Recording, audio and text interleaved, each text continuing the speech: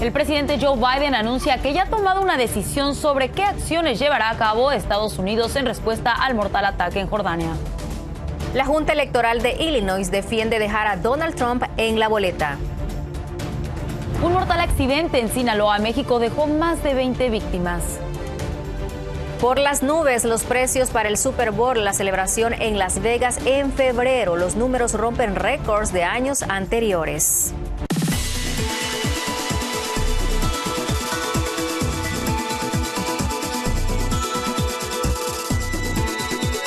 Hola, hola, bienvenidos a una emisión más de Noticias 24 Horas. Les saluda Wendy Castillo. Y también Alexandra Estergios, con muchísimo gusto. Es martes y vamos a presentar lo siguiente porque el presidente Joe Biden dijo a los periodistas precisamente hoy que ha tomado una decisión sobre la respuesta de Estados Unidos al ataque con aviones no tripulados que mató a 3 miembros del servicio estadounidense e hirió a docenas en Jordania. Pero mientras muchos esperan que la respuesta de Estados Unidos sea más poderosa que los ataques de represalia estadounidenses anteriores, en el caso de Irak y de Siria, algo ha cambiado en el escenario. El grupo armado iraquí Kataib Hezbollah, alineado con Irán, anunció la suspensión de todas sus operaciones militares contra las tropas estadounidenses en la región, en una decisión destinada a evitar una vergüenza para el gobierno iraquí. Dijo en el grupo en un comunicado, según el Pentágono, la acción mortal contra la base estadounidense podría haber sido de la autoría de ese grupo. Y por otro lado, el expresidente Donald Trump se asegura ya en la boleta electoral de Illinois tras la decisión de la Junta Electoral. O sea que sí va a estar el fallo unánime, se produce después de que un juez retirado y republicano determinara que Trump no era elegible para postularse porque violó una prohibición constitucional de estar en cargos públicos por participar en una insurrección. Pero el funcionario de audiencias recomendó que la Junta dejara que las Cortes tomaran la decisión final. La resolución llega a una semana de que la Corte Suprema escuche los argumentos si el papel del republicano en el asalto al Capitolio lo va a descalificar para ejercer la presidencia. Por otro lado, miembros del Comité de Seguridad Nacional de la Cámara de Representantes votan sobre la destitución del secretario de Seguridad Nacional, Alejandro Mayorkas.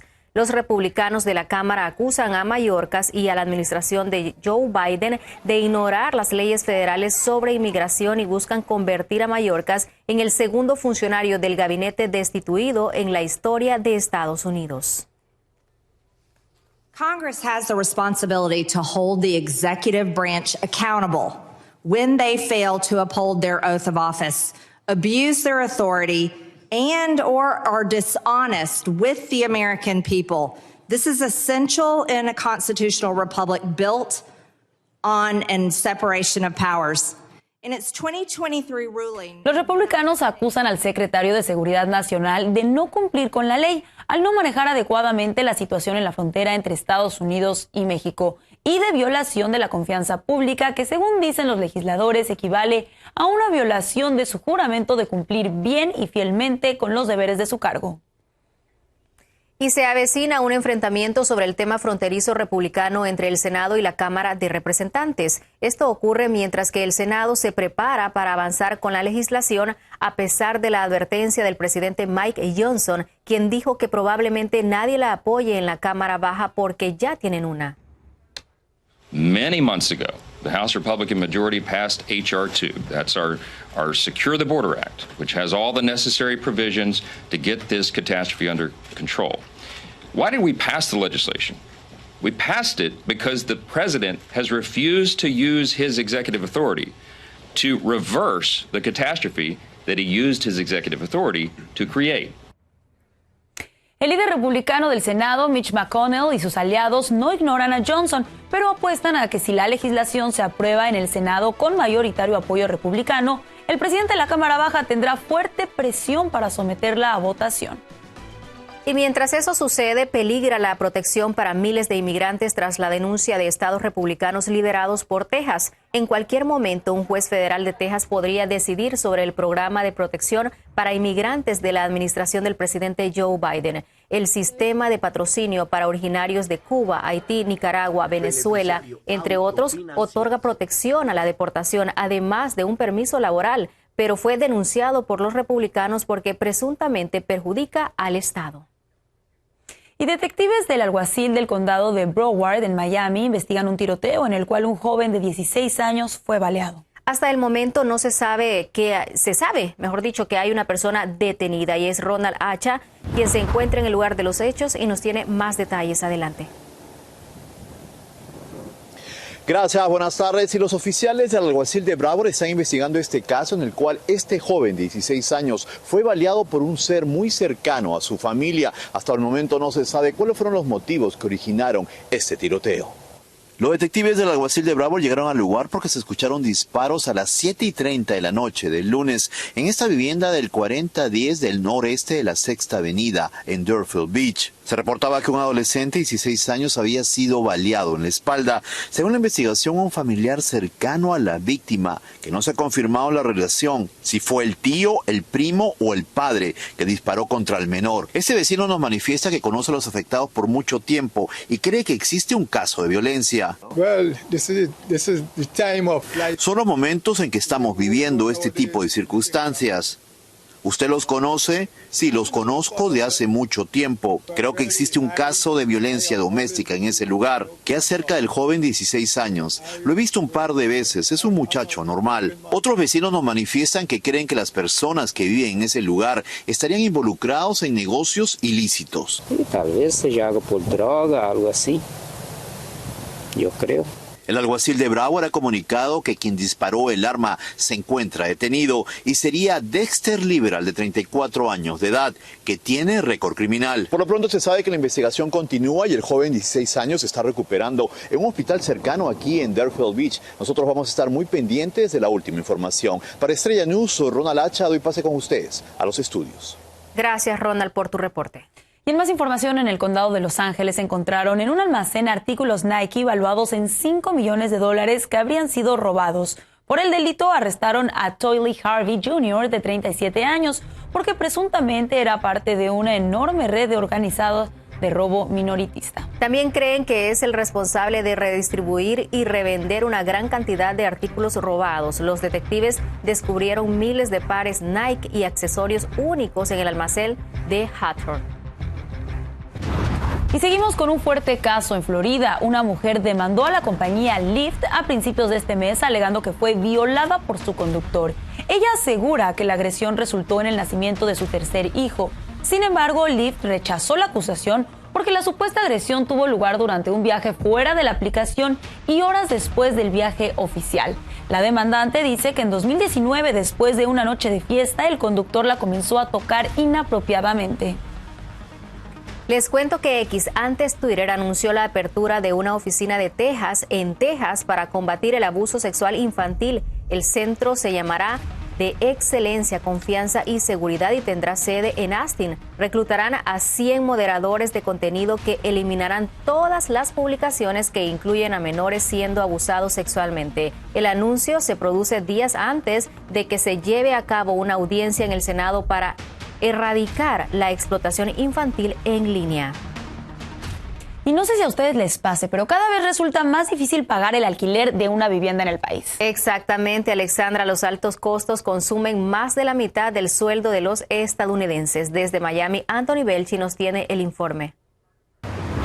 Casi 22 millones y medio de inquilinos estadounidenses están agobiados con el pago de la renta, consideran que están pagando un precio excesivo y que están destinando gran parte de su salario al pago de la vivienda. Las cuentas no les salen.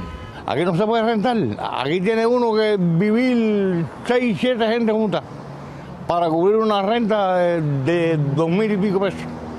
O si no, te come el león. Se determina que cualquiera que gaste más del 30% de sus ingresos a la renta tiene una carga de costos. En Estados Unidos la situación parece cada vez más crítica. Más de 12 millones de personas destinan más del 50% a los costos de la vivienda, sobre todo en grandes ciudades. Todo lo que son los centros de las ciudades se están haciendo más difíciles de asumir, de poder vivir en ellos y la gente se está yendo más para las afueras. Pilar ha visto cómo los precios de las rentas llegaron a duplicarse durante la pandemia en lugares como Miami, donde muchos se mudaron y han acabado quedándose. Ahora los precios parece que se han estabilizado. Hay un pequeño reajuste de un 25%, 30%, pero sigue siendo bastante difícil de asumir. El precio medio de alquiler sigue siendo un 22% más alto que en 2019 y el ranking de las ciudades más caras prácticamente no ha variado. Como lugares como San José en California, San Francisco, Nueva York, los lugares típicas. Además, alertan que en grandes ciudades como Miami, Los Ángeles o Nueva York, donde se necesita mano de obra barata, podrían sufrir aún más la falta de empleados que habrían huido ante los altos costos de la renta. Desde Miami, Florida, Anthony Belchin, Noticias de Estrella TV. Gracias, Anthony. Y les cuento que la Agencia Federal de Gestión de Emergencias, FEMA, compensará a las escuelas y hospitales por agregar paneles solares. Según la nueva política del Programa de Subvenciones de Asistencia Pública, ofrecerá financiación para instalaciones de energía neta cero, incluidos paneles solares y bombas de calor. Es una señal de la administración de Joe Biden para el desarrollo de energías renovables a raíz de los desastres naturales. Ahora vamos a cambiar los temas porque UPS anuncia que va a recortar 12,000 puestos de trabajo a nivel mundial. La decisión busca reducir costos en $1,000 millones durante el cuarto trimestre. Los recortes, que representan menos del 3% de la fuerza laboral mundial de más de 500,000 personas, no afectarán roles sindicalizados. Y con esto hacemos una breve pausa. Al regresar, una tragedia en México. Fatal choque entre camión de pasajeros y un tráiler deja a 22 muertos. Pero además, en París, Metro tendrá traductores asistidos por inteligencia artificial durante los Juegos Olímpicos de 2024.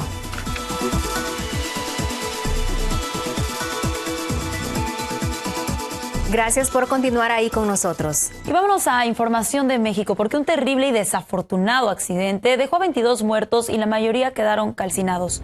El incidente se registró en el estado de Sinaloa cuando el camión de pasajeros se impactó contra un tráiler que estaba volcado. Tras el fuerte choque, la unidad comenzó a incendiarse rápidamente y eso provocó que muchos pasajeros perdieran la vida entre las llamas. 15 personas sobrevivieron y no se ha localizado el paradero del chofer, que salió vivo del accidente. Terrible situación, Wendy. Vamos a cambiar de tema porque el presidente de México, Andrés Manuel López Obrador, rechazó indultar a Mario Aburto tras la petición del hijo de Luis Donaldo Colosio. También aprovecho para contestarle al hijo de Luis Donaldo Colosio, que me pide que yo indulte. Quiero contestar de que no puedo hacerlo. Se trata, repito, de un asunto de Estado. El joven había pedido el indulto del asesino de su padre para dar carpetazo al tema y así, según él, iniciar un camino hacia la reconciliación. Y también comentarles que en México los datos personales de más de 300 periodistas que cubren la conferencia matutina del presidente Andrés Manuel López Obrador pues fueron hackeados. Lamentable situación, siendo el país con el mayor número de periodistas desaparecidos. Desde la Ciudad de México, Arturo Vega con el reporte. Datos personales de periodistas que han acudido a las conferencias matutinas del presidente de México fueron expuestos en foros cibernéticos. Los hechos ocurrieron el pasado viernes 26 de enero y fue hasta este lunes que el mandatario mexicano aceptó que la información de los comunicadores fue hackeada. Sí, fue hackeo. Pero ¿por qué lo hacen? ¿Por qué es el hackeo? Bueno, para tratar de sembrar la idea de que nosotros perseguimos, censuramos, somos dictadores. Rafael Ramírez, periodista del Sol de México, es una de las víctimas del hackeo. En entrevista aseguró que interpondrá una denuncia ante la Fiscalía y valorará si exige protección para él y su familia. El daño está hecho, o sea, nuestros datos personales y nuestra vida privada ha sido vulnerada. Yo creo que sí puede haber represalias y puede inhibir nuestro trabajo. Para Artículo 19, organización que defiende los derechos de periodistas, la filtración vulnera la dignidad e intimidad de los comunicadores. La falta del resguardo debido puede derivar en una afectación a la integridad física de las personas y también una afectación a su patrimonio. Esta tarde la Secretaría de Gobernación explicó que son 263 los comunicadores afectados, nacionales y extranjeros. Aseguraron que solo 3 personas tienen acceso a la información y uno de ellos ya no trabaja para el gobierno y es parte de la investigación. Que los datos a los cuales se tuvo acceso con esta contraseña de forma ilegal fue desde España. El gobierno hará una denuncia ante la Fiscalía General de la República y enfatizó en que no se trata de una filtración, sino de una extracción ilegal de información.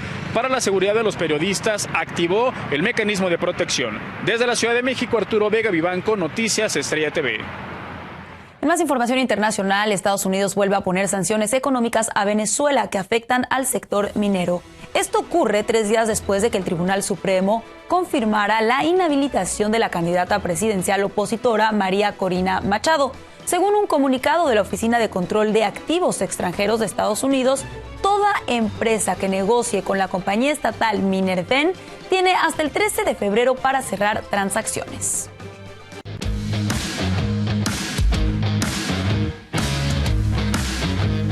Bueno, le advertimos que vamos con unas imágenes muy sensibles. Un paracaidista intentó un salto extremo y murió tras arrojarse de un rascacielos en Tailandia. 3, 2, 1, see ya.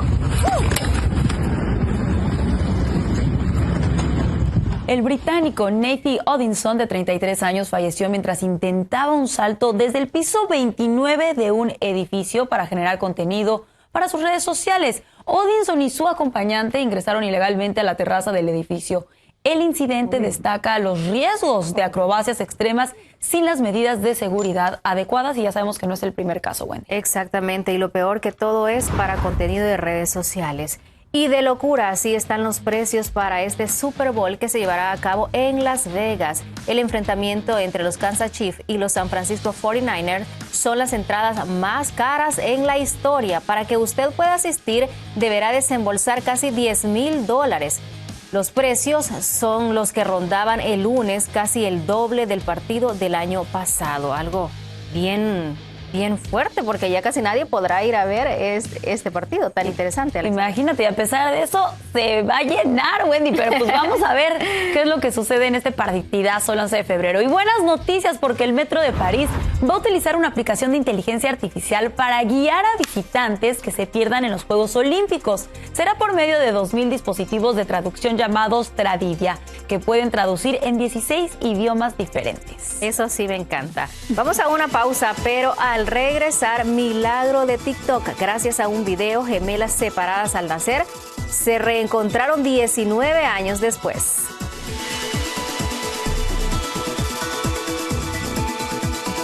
Qué bueno, continúa con nosotros y les queremos contar que unas gemelas separadas por crueles circunstancias al nacer, por supuesto que se reencontraron gracias a las redes sociales. Exactamente, y es Sandy Luque quien nos tiene los detalles de esta conmovedora historia.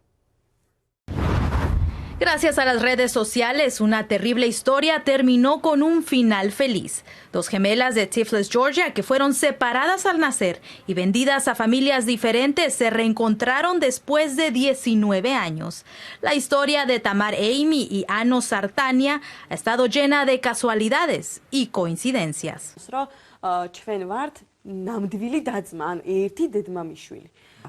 half brother. ხო, ანუ პროცენტებშია განსხვავება, ანუ 50% ნიშნავს იმას, რომ 50% მე ვთხოვით ერთ. De hecho, en una ocasión, Ano Sartania participó en un popular concurso televisivo y de inmediato la gente comenzó a llamar a la otra gemela para cuestionar si había participado en ese concurso, por la enorme similitud entre ellas. Años después, un artista de piercings publicó una foto de Amy en TikTok y Ano la tomó para publicarla en su grupo universitario, pretendiendo que era su foto. Pero lo curioso fue cuando una amiga de Amy desmintió que era ella y las contactó a ambas.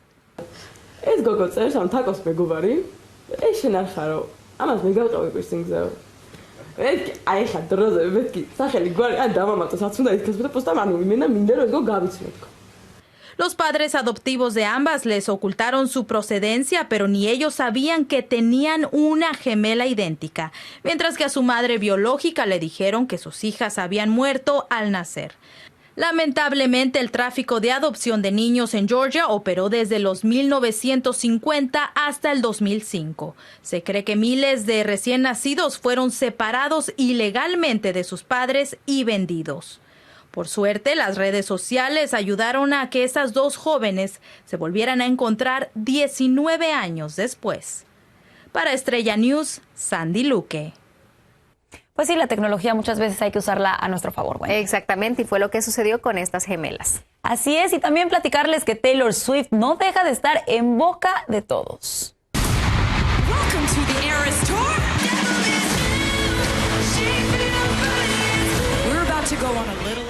Ahora está hasta en el ámbito político, ya que circulan teorías de conspiración que aseguran que la cantante es parte de un complot entre la NFL y el Partido Demócrata para lograr el triunfo del presidente Joe Biden en el 2024. Estos ataques están relacionados con los hechos de que la estrella del pop respaldó la campaña de Biden en el 2020.